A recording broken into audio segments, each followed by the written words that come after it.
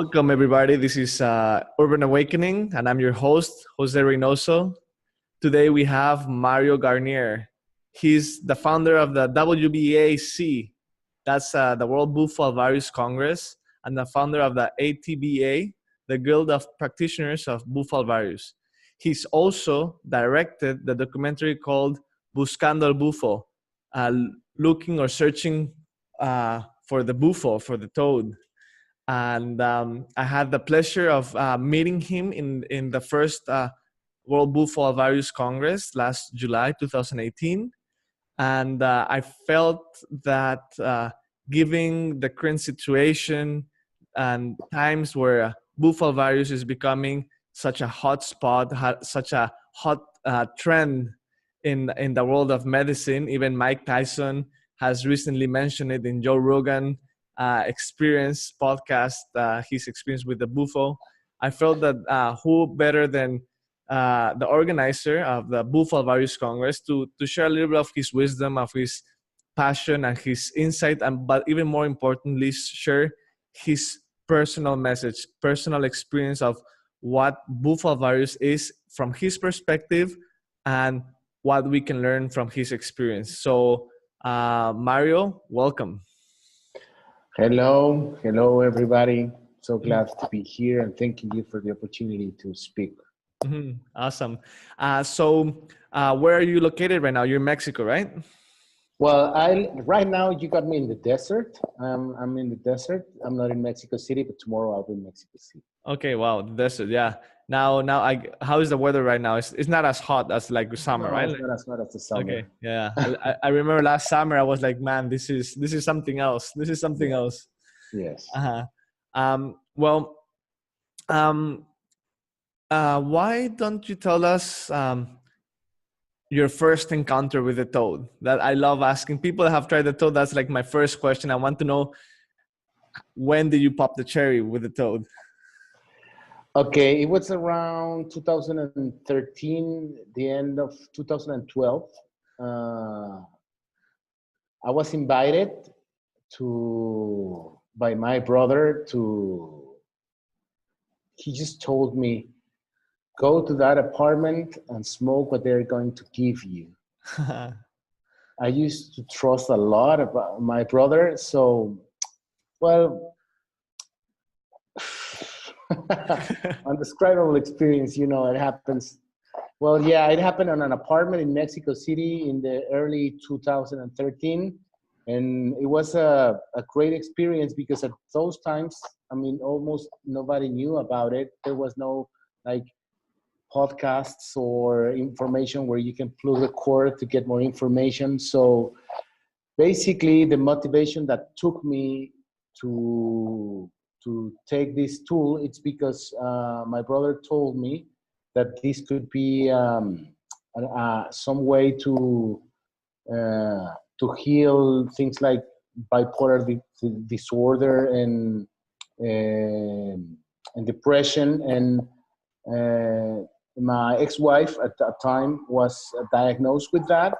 So they told me that there was an opportunity to help her. So I smoked the toad venom. That's basically the thing that got, but then I understood at that point that it was for me, that it changed my life. So since that moment, I have dedicated all my efforts to understand it, to share what it is, to research it, to share, to educate. It really touched me so deeply that I left behind everything that I was doing. I used to be in the production industry. I used to have a production, really quite big production company. And I left everything behind to be part of this movement. So basically now I am using those skills for, we're developing the movie, the Congress, the conference. So basically it touched me so deeply, and here I am. Here you are. Awesome. Wow. And it was in an apartment in Mexico City. It's quite interesting, the perspective you offer, because you said that, and you mentioned that there was no podcast, there was no YouTube videos basically or anything about the Bufo Alvarius. I think there was some written text, but it was not available online that easy.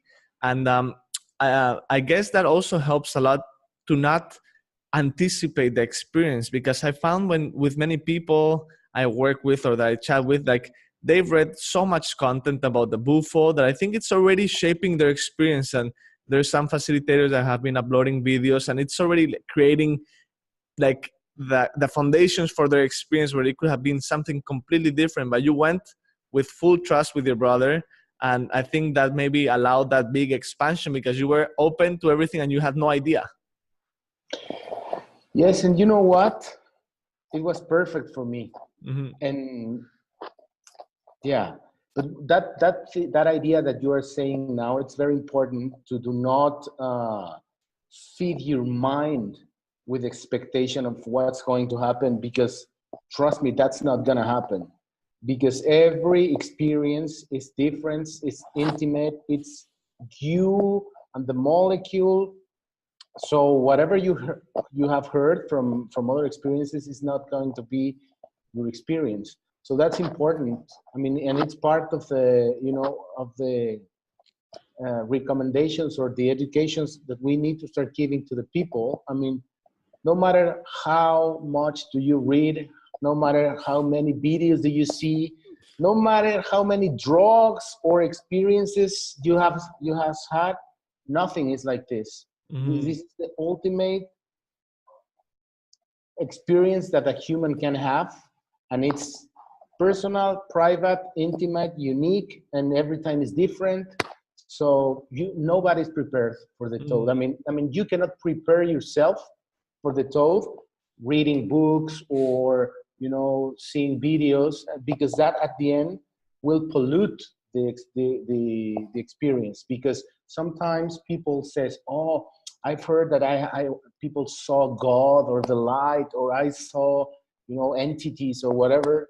And if you are in that mindset, it's gonna affect the experience. So it's better, you know, to be honest, it's better.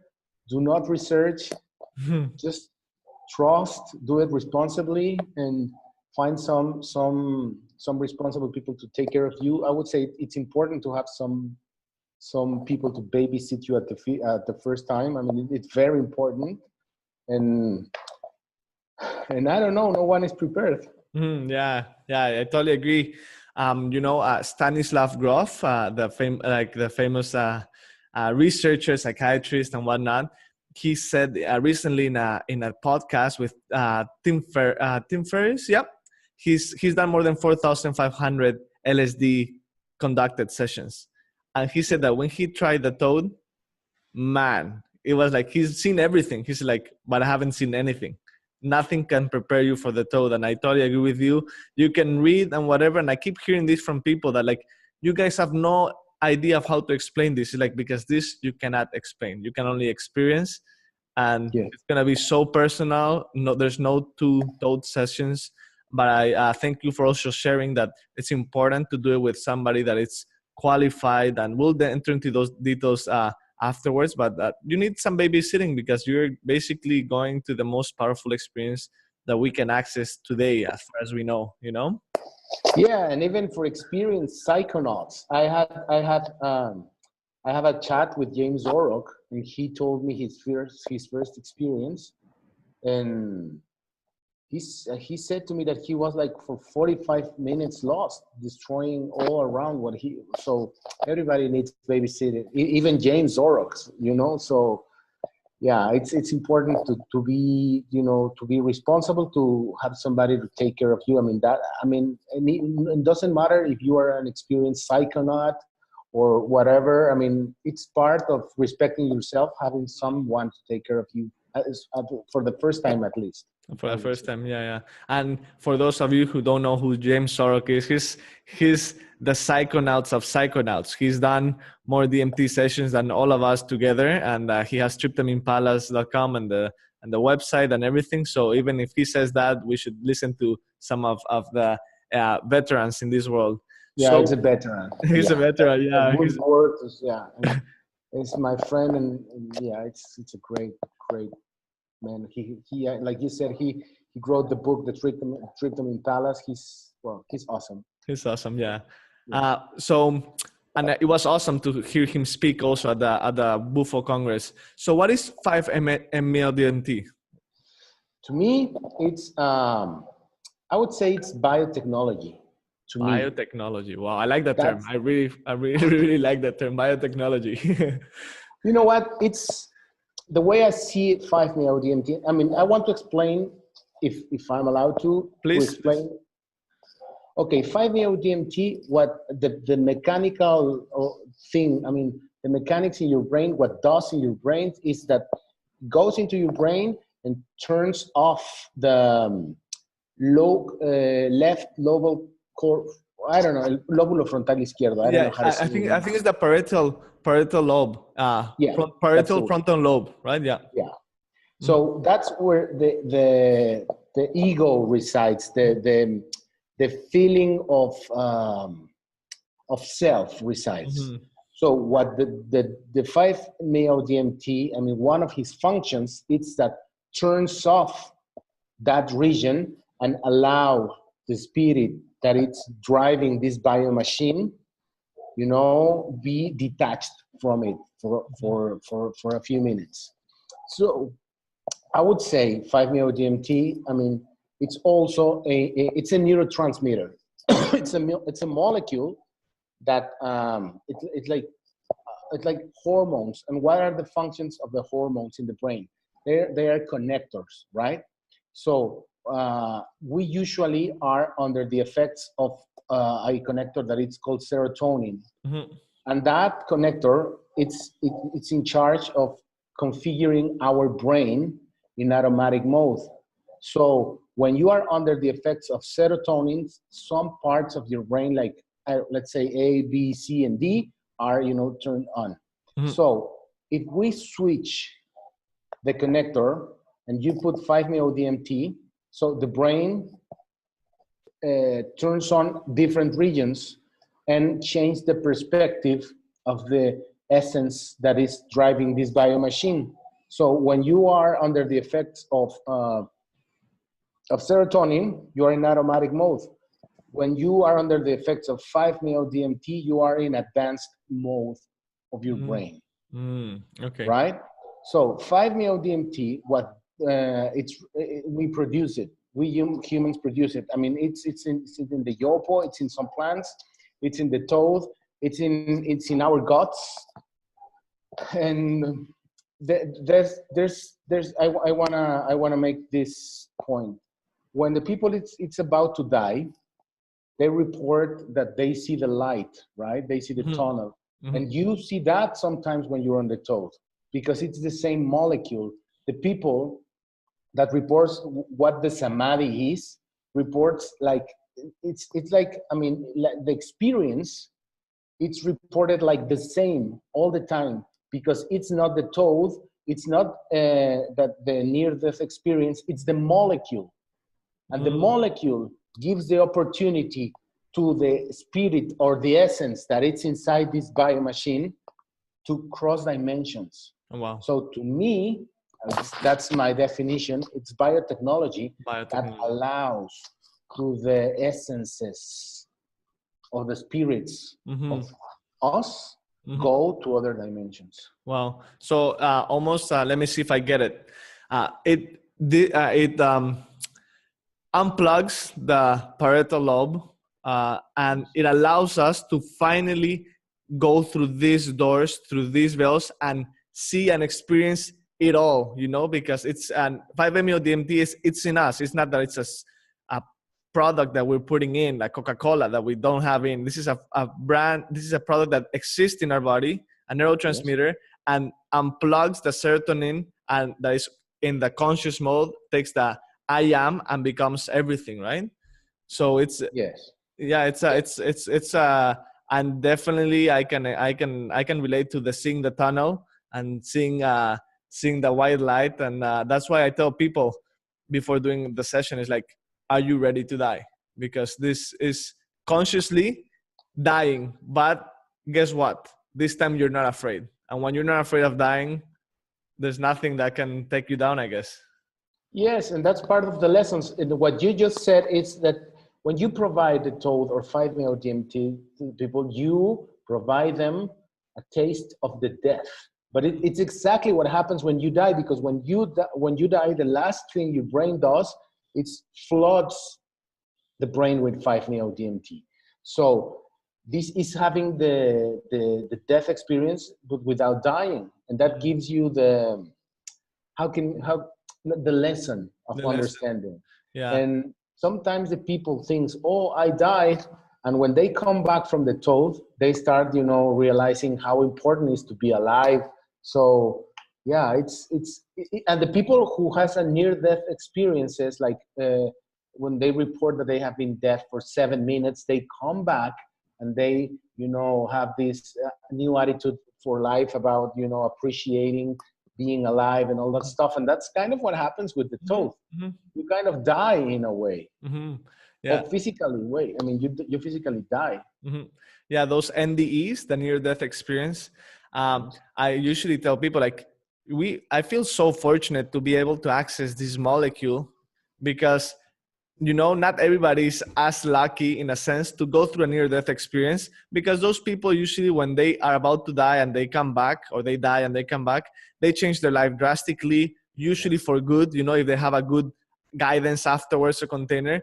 But, not all of us can get struck by a lightning or a car accident, God forbid. So thanks to this molecule, we're able to go through that life review and come back and really love ourselves as we are. No more excuses, no more that. But then there's, like, as we were talking before the podcast, that it's not magic, right?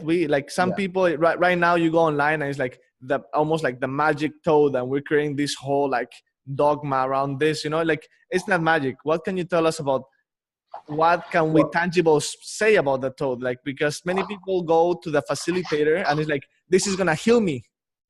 Yeah, well, that's a great question, brother. Thank you for asking, bringing that subject to the table, because that has been one of my biggest crusades these days.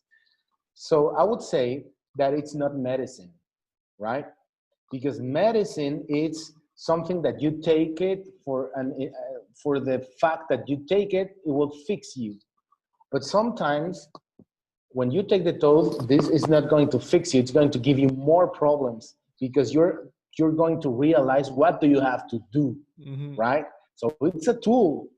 It's a tool to know what do you have to do, to understand things. So you go, have the experience, but you have to come back and do the things. It's like a recipe, right? Recipe. You go there, you see the recipe to bake the cake. You need chocolate, you need sugar, you need flour, whatever. You have to come back and do it.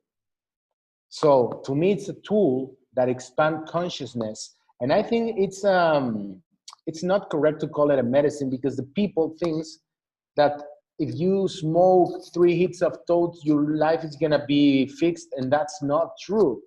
And to be honest, you're gonna have more problems, because it's like the Jenga, the Jenga, the Jenga game of your life gets destroyed. So you have to rebuild it in a better way. So basically, that's kind of what happens when you take the Tote, or any spiritual awakening. But with the Tote, it's more violent, because in 5 minutes, all the way that you think the life it is, all your system of belief, it's different. And you need to be responsible for that. The way that I want to put it is that once you take the Tote, the little cricket that you used to have here, like as a consciousness cricket, it becomes bigger, right? Yeah. And the people who starts having anxiety afterwards, the Tote, it's because the cricket, it's, speaking loud in their ears. Let me stop you there. It's so funny that you mentioned the cricket, because most of my friends say, like, F you, Jose, because now I have the Toad cricket here and I can't go to bed, and I go to the supermarket and I know I can buy better food. I go do this and I know I can do better. So continue. Yeah, it's about expanding consciousness, right? Yeah. So you are increasing the cricket. Now you're going to be uncomfortable, and this is a very important, subject, because there's people that report anxiety, after taking the Tote. And a lot of times I have been through with them in the post, because we have developed this protocol with David Gallegos and Beto Basilio, that they have developed an integration process for, for the post and aftercare of the Tote. And there's always one, una constante. It's a consistent feedback, no, or something from all of these people with anxiety. They report the same. Yeah. They are not doing what they have been told, right? Yeah. But sometimes it's hard, because sometimes you go into these realms, you expand your consciousness, and sometimes you realize that you have maybe not the work or the job that it's going to do good for you. But then comes things like, oh, but where am I going to get my money now? Or do I have to lose this? Or even with a couple, maybe I'm not with the right person. Now I know. The thing is that now you know that you need to change some stuff, or even break with that people. But if you are not brave enough to do what you have been told to do, or because no one told you. I mean, that you realize what you have to do. If you are not brave enough to do what you have to do, anxiety will come, because that consciousness is going to be messing with you so hard, telling you, hey, you have to do what you have to do, right? So it's important, and it's important for the people and the facilitators to tell the people what's going to happen. Be honest, be truthful, right? Because not painted like because I see that many facilitators or people approaching the medicine, they're like, oh, well, it's going to fix everything. And they're like, it's going to be perfect. It's everything. Like, I always tell them, now it started. After you come out of the Tote, now is when the Tote starts. And be prepared. Yeah. So I always tell them, are you ready to change? Because it's easy to say, I want to change, I want to change. But are you really ready to do what it takes? Because if not, as you say, you're going to have a headache, and you're going to have Pepito Grillo, the Toad cricket, telling you, dude, you can do better. Your partner is not the right one, or change job, or things. You don't have to be drastic in those changes, but are you ready, no? Yeah, and it's important to understand that's important to say too. Sometimes the people, when they just come back, they just say, now I have to go to India and change my life. And they wait. Sometimes it's part of the cleansing, right? Sometimes, I mean, you don't have to rush. I always say to the people, wait 30 days to start making big decisions, right? But be consistent with what you have learned, right? I mean, it's all about balance. But it's important to understand that you have to do what you knew. And there's this thing that happens with the people, that sometimes they start taking sessions and more sessions and more sessions, and they don't do what they have to do, and they go into what I call in Spanish congestión espiritual, or I don't know how to say it in English. Spiritual stagnation. Stagnation. Because they open so many processes and they don't do the homework, and I've seen people really messed up, right? Because they are not being responsible for doing the homework, right? So there's a lot of positive things about the Toad. There's a lot of benefits that you can have, but at the end you cannot call it a medicine. To me, it's not a medicine. To me, it's a tool that helps you to realize, to expand your consciousness. What do you have to do? And it's like you understand that you need to take more care of yourself or whatever. I mean, you have to do it. And that's the medicine. And the healing comes with the understanding of your reality. Because a lot of illness and all of sickness that we have is because we don't understand really the messages that our reality is bringing. Sometimes we say, oh, I am feeling uncomfortable for this and for that, but I'm not getting the lesson, so I'm repeating that situation until I get the lesson. So we need, I mean, with the Toad, you can understand what's going on in your life. So you just said a really important keyword from my perspective. You said the Toad, some call it medicine, but it's, in your perspective, it's a tool. And as a tool, you need to have it within a set of toolbox within context, right?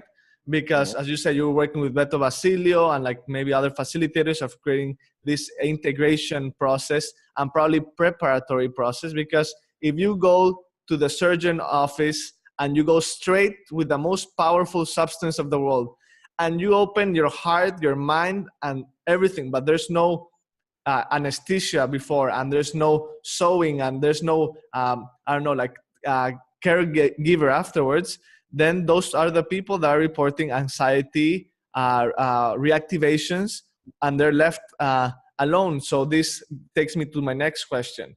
What's happening with these facilitators that are giving the toad medicine, like if it was smoking ganja, you know, hey, come have a puff, go home, see you next time, here's the money, and off you go. Because we're seeing lots of this, and there was even a release in the WBAC of malpractices that we should be aware, you know, because it's people's lives and it's people it's a danger also, this medicine or this tool. Yeah, I would say that we're facing at this point maybe the most powerful compound on earth. I mean, there's nothing else. I mean, we're still learning how to use it, right? We have to be like responsible with the usage. And of course, that understanding this as a treatment, it's that we are working we have the Guild of Practitioners in Mexico City. And it's part of the message that we're trying to say, right? I mean, since we're taking this from the psychonaut world or the new age world, because in Mexico City, it's reaching people. I've seen people like 85 years old ladies that has a pain in the back and they go for that to take the Tote. So in Mexico City, it's happening. I mean, it's ground zero of this medicine because there's almost 30 million people, so it's spreading like a virus. That's what is happening. And the thing is, we need to spread it responsibly. And what is spreading it responsibly? It's have pre-screening. This will be under best practices by Mario Garnier. Well, I can speak hours about this, but I would say it's a pre-screening. I mean, for the regular people, right? I mean, for the average citizens, right? Like, imagine a 65 years old lady, you need to explain to her what is going to happen, right? So the protocol is the pre-screening, then the session, and then 4 integration sessions at least. So the people, when they are, getting the treatment, they need to understand that it's not just smoking from the pipe and going back home by themselves. Because the problem is that you don't know where that people is. Where is his consciousness, right? So I have and what is waiting at home? Where are they going home, right? What's home? Yes, and that's the point. But at the end is where exactly is the consciousness of this person? Because like I told you, the big risk of this medicine is that rises the consciousness. And I've said it a lot of times, and every time I have opportunity, I speak about the belt of consciousness, global consciousness, right? So it's like, imagine this is a belt, and here is like all the people that has like this consciousness, right? So the people that is under the belt, it's like the psychopaths or the people that are dysfunctional with the people that is here, right? The people that it's outside here is dysfunctional too. So imagine that you give this elevator of consciousness to some people that it's border, that it's here, and you send them to this point where they become dysfunctional with these people, and you don't help them to understand what's happening. So it's very responsible. You need to know where is the state of consciousness of the people, right? Yeah. Because after chatting with many people, and again, I just chatted with Rack on a previous podcast, we're saying that the state, you also mentioned it today, that some people say that this is like samadhi or nirvikalpa samadhi, like a state within samadhi level or whatever. In yoga or in ancient or Eastern practices, to get to this state, it's years of practice if they ever reach it, or lives after lives, and we're reaching it in 5 minutes. And as you said, if you're coming from here and you go here, it's an explosion, you know? So then it's like bringing dust back. You cannot even put it together. So integration, you said at least 4 integration sessions. And imagine somebody's looking to do toad medicine. What should they be looking for, or what they should be aware of before embarking with a facilitator? Because there's so many doing this right now. Well, I would say that the first thing that you have to understand is that the person that is serving you the medicine is not the one that is healing you. Okay. I mean, that's important point. Yeah. If he says, I am going to heal you, suspect, right? I mean, run away. Run away. I mean, because nobody's healing you. I mean, you are healing yourself under the effects of the molecule in your brains. And of course, there's a lot of things around, like taking care of the energetic realms and taking care of the physical realm. But I would say the first red flag would say, I am a healer and I am going to heal you. Run away, because because that's just fake, right? I mean, so doesn't exist a toad medicine healer. Another thing that you need to understand with this is that it's not a medicine, it's a tool. Other thing that I would like to say is that, in my opinion, I mean, this is only my opinion, and this is what I have learned, but there's a lot of ways to serve the medicine. But to me, the most respectful way to serve the medicine, it's do not interfere with it.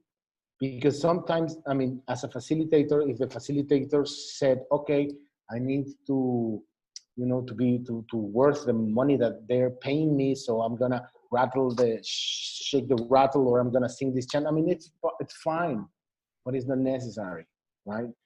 Sometimes if you take the medicine in a silent way, you can face yourself. You can face your deepest essence. So I have taken the medicine in the desert, in the jungle, under Eiffel Tower. I've taken the medicine in a lot of places, right? And I would say that the work, it's inside. So it's luxury. I mean, having the medicine in the desert, it's a luxury. It's fine. I mean, it's okay. But the inner work happens in an apartment, right? And the people is saying, don't serve it in the night, or it has to be always outside under the sun. I mean, all that is fine. But at the end, it looks good on a picture, I guess. Yeah. And maybe obviously it feels great when you come back, you smell nature and stuff like that. But at the end, brother, the work is inside. So I received the medicine in an apartment, and it was a super powerful experience, because that's what I had at that time, the first time, and it was extremely deep. And I have been taking the medicine, like I said, in a lot of places, incredible places. But that's a distraction to me, right? I mean, I would say the best way to receive the medicine, it's just my opinion. Yeah. It's in a way where you cannot have distractions. Okay. I mean, no distractions. It's important to me. So that will make the people face themselves, right? So dosages, I mean, I am pro or small dosages, because you're pro small dosage and weighted dose, weighted with a scale? To me, weighted dose. I mean, so scale, always 35. 0.03? Yeah, 0.03, around that, because you don't know. Because we need to understand that every flake has different concentrations of 5-MeO-DMT, right? Mm-hmm. So you can get what we call the atomic flake. When you have an atomic flake, I mean, you don't know if this old lady that is receiving the medicine, you don't want to send her to the hyperspace, right? You want her to have a healing. There's this idea of do not control the experience for the people. and that whatever is going to happen. But in a way, it's like this. If some people that has a weak heart, right, has like some condition in the heart, Yeah. and they get scared of what they are seeing. It's not that the medicine it's increasing the heartbeat, no, but if they are scared, they start releasing adrenaline, and then the heart starts pumping up. If you give them a handshake dose and you go with them a little bit, getting them like making a comfort, making them, pushing them to go further always to have enough medicine, but with love, it's, to me, it's better that kicking them into hyperspace, because sometimes they are not prepared. There's reports of people, like one friend of mine said that he closed the eyes and he opened the eyes in another dimension. So he got scared as hell, right? And he had a trauma about it. And he didn't want to take it anymore. And it took him 1 year again to go through the experience because he was scared as hell. Mm-hmm. So I think there's no good or bad. There's always like being responsible, right? And it's like do not be rude, be in love, be respectful for the people. Don't give them big doses. When you're working with circles with people that know what they are doing or they have previous experiences, you can go deeper. But at the beginning, sending them to hyperspace could be irresponsible from my perspective. It's just my perspective, right? Okay, yeah. So, and I think it almost makes me feel that we have to remember as facilitators that it's not about us. It's not about what we want to give them, it's about them and what they need. And that's why the pre-screening and having time to chat with them and knowing their name and beyond, knowing like what are their needs. Some people are coming for deep depression and some people are coming just to know themselves a little bit better, and some are just coming for the experience. They really just want to see what it's all about. So I think having a like control dose and handshake to really say hi and be like, it's groovy, feels good. You can always do, like, there's no rush, right, to go to space. There's no rush. Yeah, because at the end, why are you approaching this medicine? That, like you said, it's important to know why are they approaching to this medicine. And everybody has different needs. That's why I think it's a biotechnology that gives you different facilities. I don't know how to say it. Different opportunities to fix whatever you need. So it's a multi-dimensional tool. There's reports of people traveling in time, going to the Big Bang. I've heard that quite a bit. Big Bang. Yeah. So that's time traveling. But the thing is that we don't, when we are detached from our bodies, when the frontal lobe cortex, it's down, so you are not attached to your ego or to your personality or whatever we are ourselves. So that gives the spirit the opportunity to go to those realms again. So what is going to happen with this? I don't know. We're just learning what is happening, but it allows people doing in a spiritual way. I'm not saying that your physical body is going to be backwards in time, but there are reports of people that have been going into the Big Bang.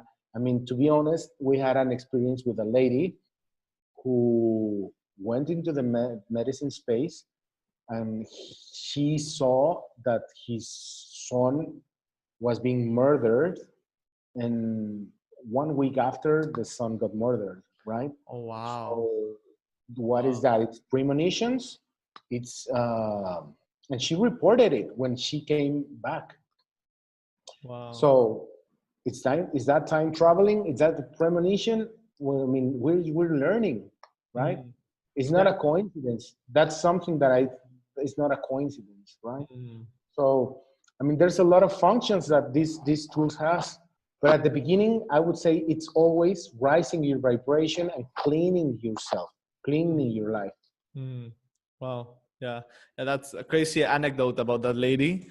And I think that's why it's also good to I'm like, and I'm so grateful of the Congress you started last year, because it also takes away all the mysticism away from like speculation of what Bufo is, because when there's facilitators that are not together or there's no contact, everybody has their own story. But as soon as people start getting together, we can start getting more tangible facts, because there's no lineage like ayahuasca or yahe that is being passed by generations. This is like a contemporary like thing. So we have to take away the stories and stay more with the actual facts, and really start looking to what is happening. Time traveling, premonition, who knows? But I think there's only one way of knowing, and it's by experiencing the medicine.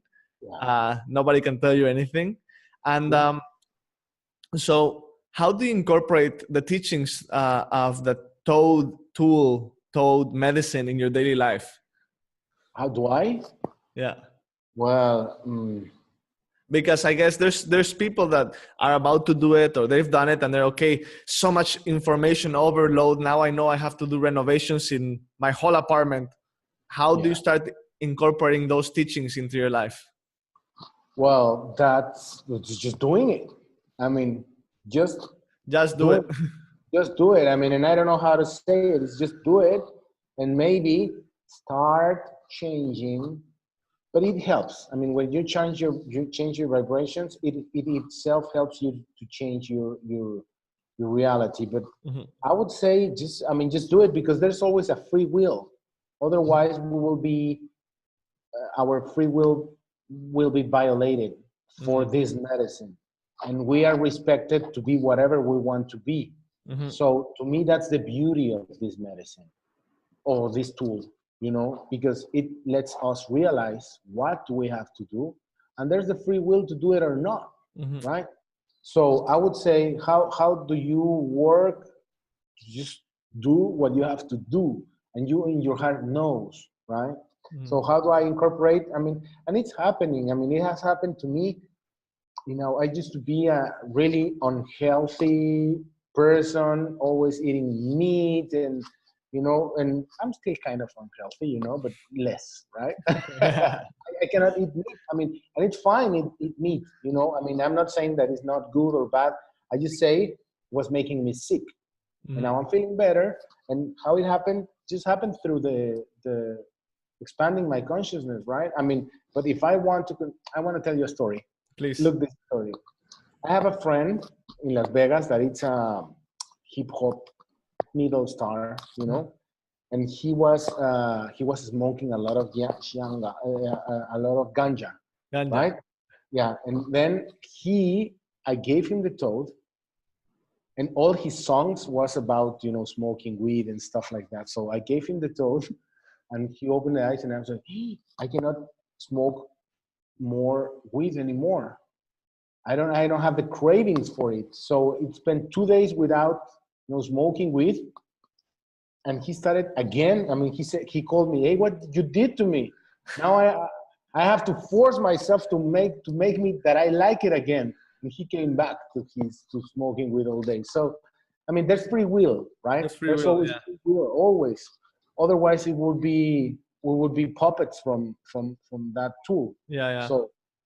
So we're free always to do what is necessary. Yeah, interesting story, because recently also I have a story to share that a guy I was gonna facilitate. He was so afraid of doing it, but he was like, Jose, but are you sure it's not gonna change me? Like, well, things will change, but you have the option to acknowledge and accept those changes, or keep fighting like a salmon and swimming upstream up the river and keep fighting and fighting.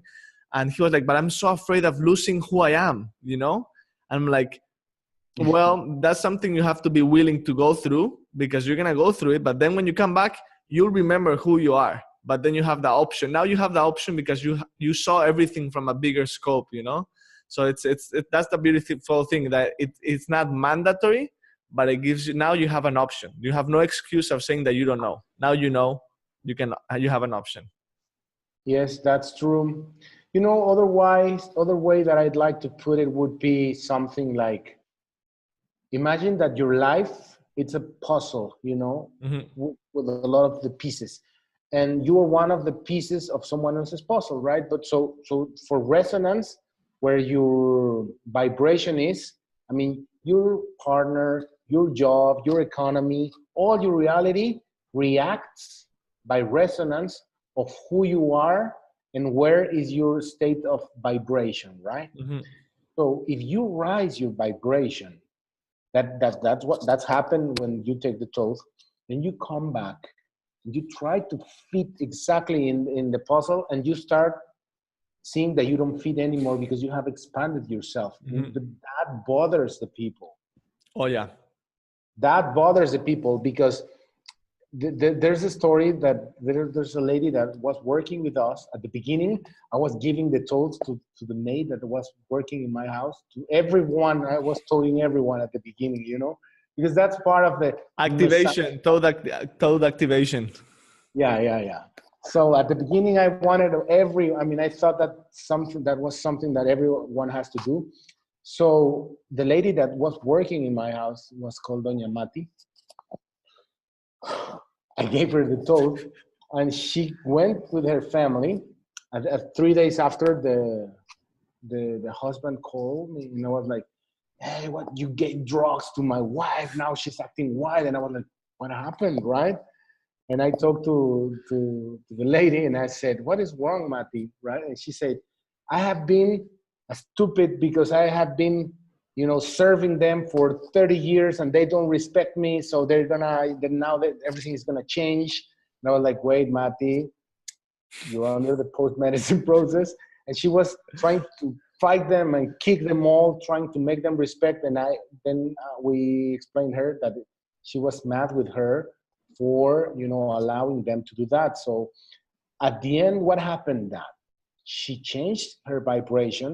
She went to the house, made the changes, and made uncomfortable the family, right? Mm-hmm. So that's important. That's why I would always say that if you're gonna take the toll, you better bring your couple, you better bring your family, or tell them what's gonna happen. Explain them that that's one, because it's unfair for the people that it's going to take the toll or this therapist to do not know that, because that's misinformation. That's fraud, I would say, right?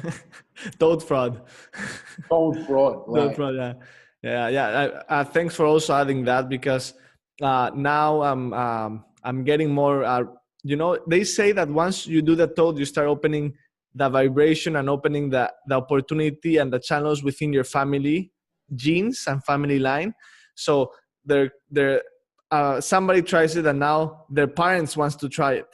And I always tell them, you better bring both, even if both don't do it, but you better bring both, because if one does it, the other one does it, you're gonna blame the toad, or you're gonna blame me, or whoever serves the toad, that it broke the marriage, because they're not gonna understand. They're gonna be, as you said, different vibrations, and they're gonna be chocando. They're gonna be clashing each other. Yes, and there's a lot of symptoms or that happens, or I don't know how, syndromes. Yeah, that's the word that I was looking for.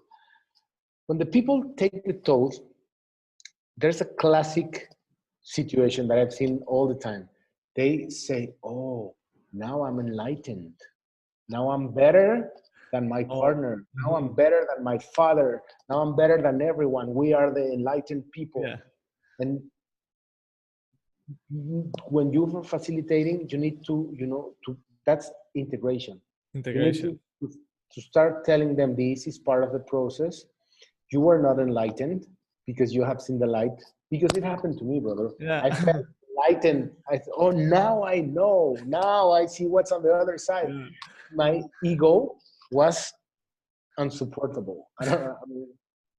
I became, sick because I thought that I was better than the other ones. But the life and even the toad started, at the end, you start realizing that you are exactly just like everyone.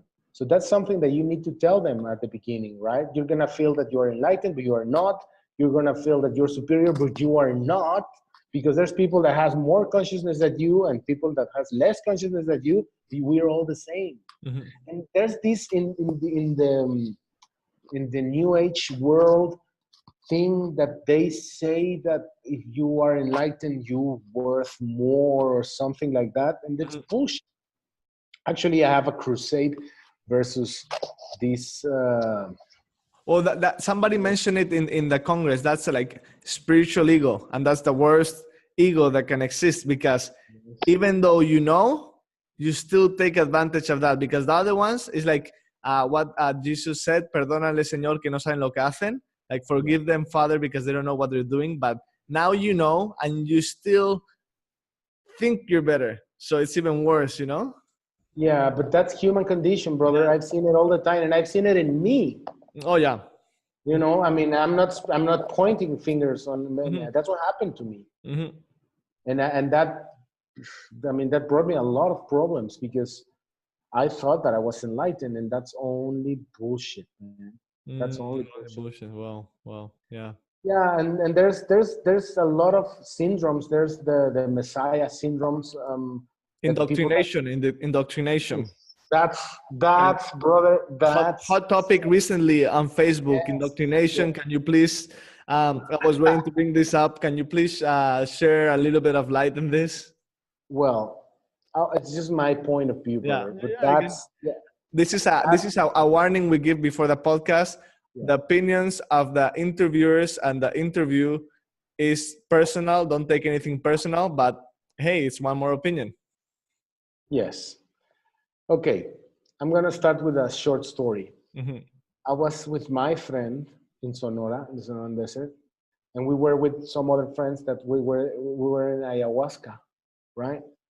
And there was these people singing songs to ayahuasca, like, oh, sweet mother ayahuasca, we love you, ayahuasca, blah, blah, blah. And my friend told me, look, ayahuasca, it's a tool. It's like a screwdriver, right? Mm-hmm. These people are singing to the screwdriver, right? So this is stupid, yeah, right? Because they are losing their power. And the people, you know, it's losing their power because of the indoctrinations, right? Because they think that if this Icaro song, or, you know, that they do, and there's pride behind it. It's thinking that you can control things because you make a spell or whatever. And that's not true. And more with the Toad. When you are on the Toad realms, on the Toad realms, I mean, the medicine is working. And if someone tells you, I'm going to teach you this ritual about it, or this is the right way to do it, that's indoctrination. And the thing is that this whole New Age thing, they are saying that they are leaving behind religions like Christianity, Catholics, or blah, blah, blah, that they are going to a next level. But brother, they are just changing the face of the spirit of indoctrination, because people from the New Age that are praying to Archangel or the Arthurians or whatever, I mean, I respect whatever, right? But at the end, we start as humanity to take responsibility of our spirituality, right? Mm. That's very, very, very, very important. Do not lose your power. I mean, religion is control. And the spirit or the essence of religion, it's hitting down the medicines. You know, I've been walking around in the jungle. I spent some time in Pucallpa, in Peru, in the jungle, in the desert. And you know what I felt? I felt that they are creating a church about it. I mean, I understand that in the United States, my friends, they have to have a church. For legal purpose. Yeah. For legal purposes, right? But the concept of, you know, of religion, it's taking away your power. And we need to be very careful, because that thing should not be on the medicine realms. And it's almost like a paradox, right? Because if the Toad is the tool that brings unity and like oneness, then by creating this indoctrination or this religion or this religious perspective is creating again duality, right? And it's like, oh, it's like they are the masters, or it's the Toad and then it's me. It's like, whoa, really? What you haven't learned, you know? It's like, you haven't got the message, right? You haven't got it yet. Yeah. That's true, brother. And I think that's human condition, right? I mean, it's part of what we are. We always need these lifesavers, to Mhm. continue. But I think that even judging that, it's just what it is. Mhm. We need to realize that we need to take responsibility from our responsibility.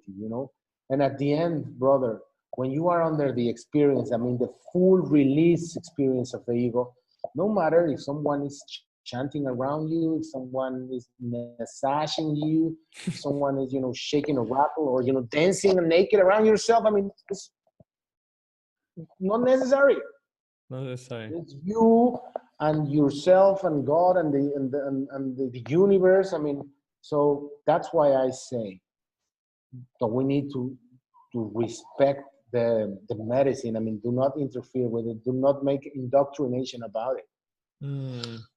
Yeah, I mean, it's a hot topic these days because now we are realizing that we have been indoctrinated through medicines, right? Because we have now, I mean, we have in Mexico we call them the curandealers Current or dealers. the curandealers. It's the people that it's hooking you up in the medicines, because they they say that they are a curandero, but at the end they are serving you drugs every weekend, right? So that's a curandealer for me. And you need to be very careful because at the moment that when you start, when I heard I listen to the people saying things like, "Oh, I only take ayahuasca with this person," or "I only take the toad with this person because blah blah blah." There has been a spell put on them. Mhm. They have lost their power, right?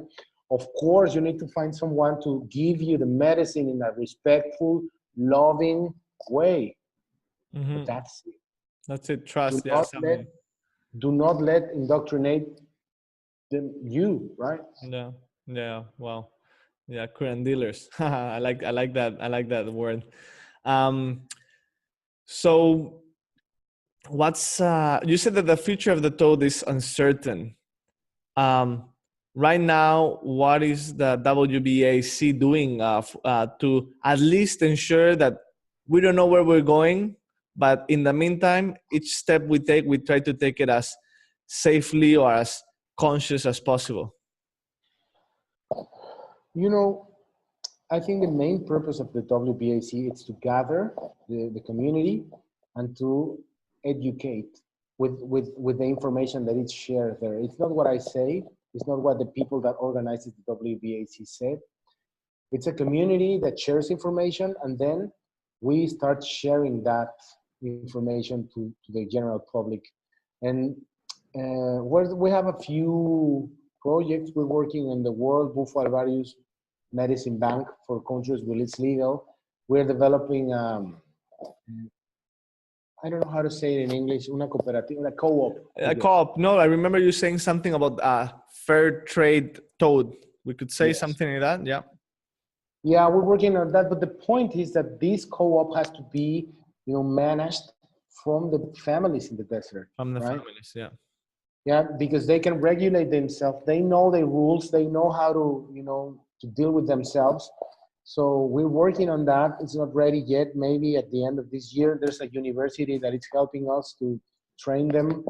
And it's because we need to start treating this as a natural resource and an Mm. opportunity for those people to get money. Mhm, yeah. So just like they, harvest tomatoes, because brother, there's a horrible. I think you have been there. I mean, the people it's thinking that the toads are a plague, and sometimes they kick them all. They put them salt on their backs to make They them. drive over them. Yeah.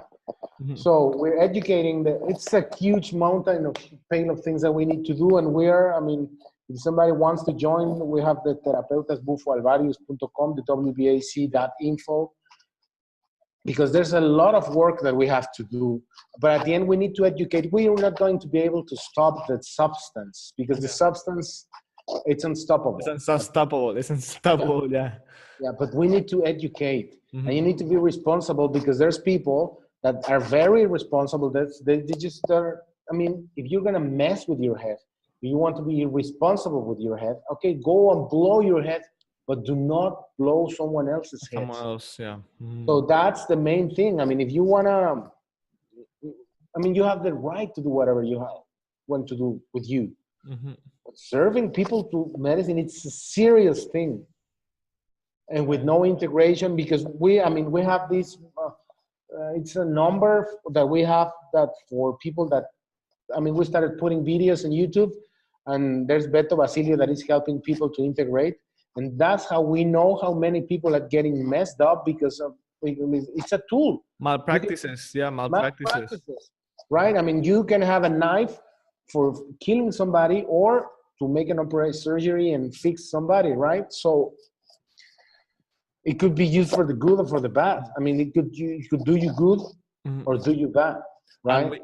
And we can almost like say that, oh yeah, because like Facebook is just a wealth of information and resources, but also it's a place where people are commenting of the really negative experiences they're having, because we also have to share this, that many people are having not negative experience per se, negative integration experience, because it always teaches you what it has to teach you if they give you the right dose and they don't overdo it and whatnot.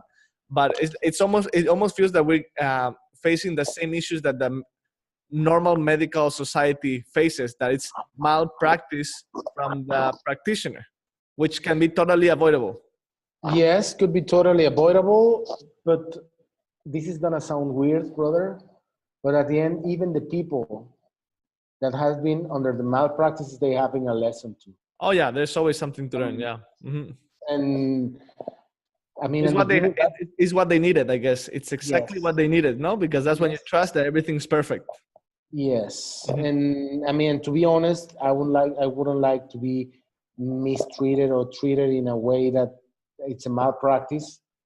But at the end, brother, going one level up, watching the things from above, you can start understanding that even those malpractices, it's a lesson for people. And I know this sounds weird, but that's part of the non-dual way of thinking that teaches us the medicine. Yeah.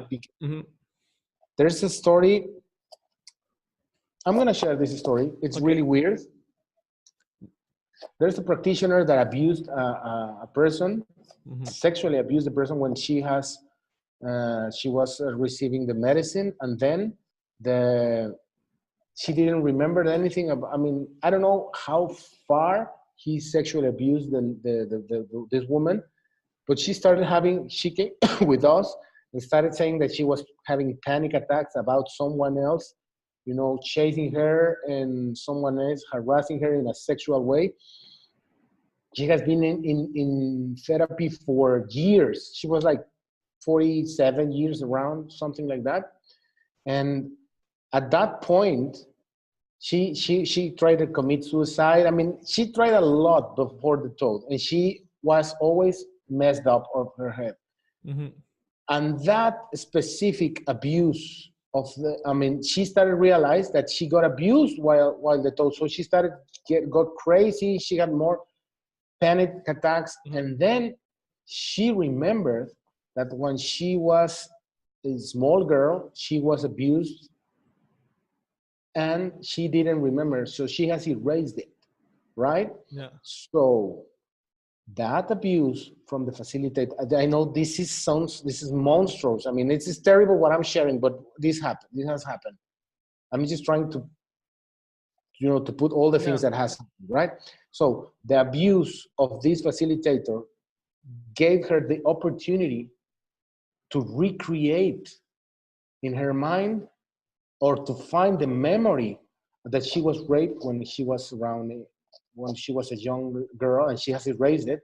And now from that point, she was able to fix it, because when you don't see it, you can fix it. You're just messed up, but it was encapsulated, right? So it was a terrible monstrosity to abuse the lady. Yes, it was. But at the end, something good came from it, because from that point, she realized it. So I know this is really hard and so it's tremendous, and I am not supporting in any way this person, right? Who did, we know because we're part of the community, and we receive all the information, right? But the thing is, everything happens for a reason. Sure. Yeah. Yeah. Yeah. And you know what? This is gonna sound really, really hard. But at the end, in a session, the lady thank was thankful with the person who abused her because opened the gate, and now she's okay. You know. So Wow. it's. I mean, and The mysterious ways of the toad, we could say it, yeah, right? yeah, Again, and, like obviously it's not the most beautiful story, but it's a very beautiful outcome. And we yes, by no means endorse this kind of of behavior from course, a practitioner, but it had to happen, as you were saying. And when you trust the infinite and you trust the medicine or the tool, you trust that it had to happen. And now that she's experiencing the benefits from unlocking that stored or erased memory. yes. That's crazy. Wow, That's crazy. That's crazy stuff. So, and that teaches me that I cannot judge. I mean, I'm gonna try to do the best I can. I mean, I'm gonna try to respect everyone else around me and try to tell the people, I mean, do not do that, right? Mhm, But even in that situation, that just blew my mind, mhm. Wow. because that was like the most. I mean, to me, it's terrible, but there's always a good outcome. If Mm. you wait enough, if If you you're wait brave, enough. if you're brave enough to understand and to go, because that lady could have been, stop the treatments or stop, but she went deeper and deeper and finally found it. First found the toad, first found this abuser, and then, it's, I don't know, She was there's meant to choose that facilitator, and he was supposed to. yeah, Yeah. because the spirit knows, Yeah, right? that's what I tell people. Like either you trust or you don't trust, and it happens a lot in this spiritual world. That oh yeah, I trust, but then I put in doubt the methods I get delivered my lesson.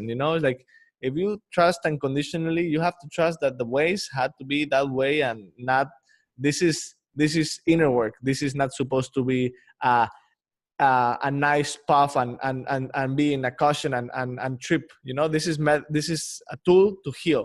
Don't Yeah, expect it to be nice. That's the difference. Don't expect it to be nice. It's gonna do its work. Wow. yeah, because sometimes the lessons are uncomfortable, Yep. Yeah. and the people blames sometimes the facilitator because there's no, this man works with the darkness. Hell no, there's a Yeah. bunch of darkness inside you, right? That's I mean, perspective. That's that's perspective. Yeah. perspective, and the thing is, oh, I want to go with this facilitator because always brings me into the good realms. I mean, that people doesn't heal. The people that goes, I mean, that's something that's important. I mean, Yeah. the people that takes a hit of toad and see God and come back, they don't fix anything. And sometimes the people that goes traumas and stuff like that, there's the people that get benefits from it. I mean, Yeah. but it's a tool. Like I said, it's a tool. Anything can happen. Let's just be responsible. I mean, do it with love, do it with respect, Mm. and do it carefully. Do your integration. I mean, it's like it's common sense. I would say it's common sense. But there's in this beautiful world, there's people. I mean, there's this lady in New York who took a hit of 5 DMT and she went into the hot tub and she died. Okay, she died because of the toad? No, she died because she was stupid, right? No, because I mean, not because of the toad, Not because of the toad. Yeah. right? So don't do stupid Those things. stupid things. uh, so going back to the WBAC, the Bufo Alvarius Congress, is it happening again, 2019? Yes, July, end of July, Mexico City, World Trade Center. We're working on that. We're working on the roster. We're gonna have this year Albert Most. It's confirmed. Oh Uh, wow. yeah, and, well, I cannot give you more details, but Albert Most, I just spoke with him this morning, and he is in.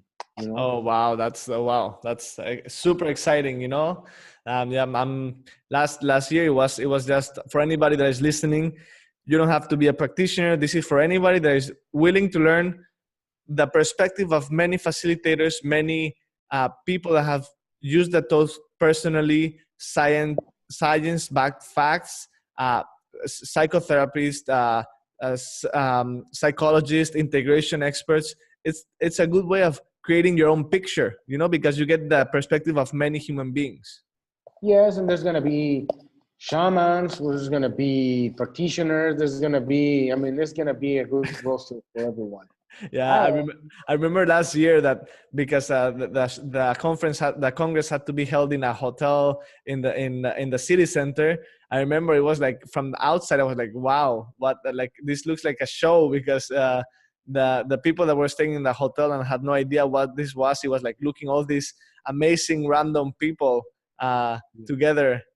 And the most important thing is like what you said, it's education and community, which is crucial. Education and community. So what's your 5-year vision, or what's next?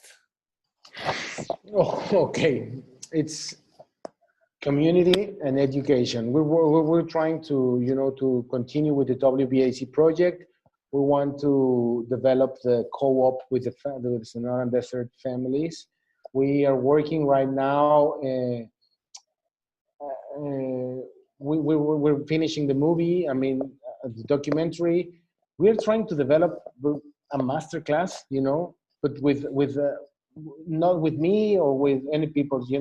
It's like having these documents where you can learn facts and do whatever you want. But get the facts, right? Get the information. Be responsible if you want, but this is the fact, this is the information. And we're developing a center too. But in 5 years, I think we're gonna have we're trying to develop a mystery school, Mystery school, wow. Yeah, wow. I'm excited. I just got goosebumps just by thinking of it. Wow. Yeah, we're gonna have our own Howards on the desert. That sounds spooky and magical at the same time. Just I want to mention, Buscando al Bufo. It's in YouTube as a segment, right? Yeah, there's chapter 1. Chapter 1. 5 chapters. Yeah, 9 chapters. We're gonna be able to this year to find to see the 5 chapters together. We're gonna release them. There's chapter 1. I can give you the link. Mm-hmm. There's chapter 1 released. Yeah. I remember you played it at the Congress, right? Yes. Yeah. Because when somebody tells me, okay, I don't want to see anything about the Bufo, but I do want to know a little bit, I always give them the link, because I find that it's a big perspective. It's not too narrow, so they don't create an expectation. They just get some background and history. So it's anybody that is listening to this, they should definitely Google Buscando al Bufo in YouTube, and if not, I'll put the links on the podcast information. And maybe to wrap this up,